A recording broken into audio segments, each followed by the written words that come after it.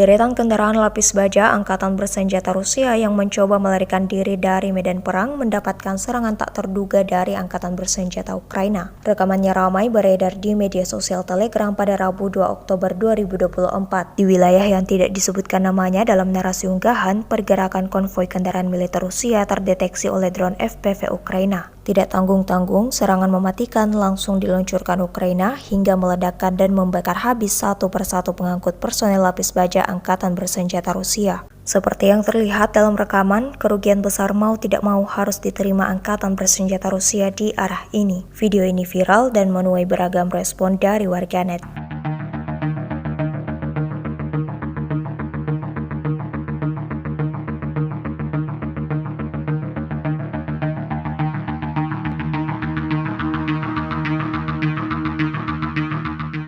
Download Tribun X sekarang, menghadirkan lokal menjadi Indonesia.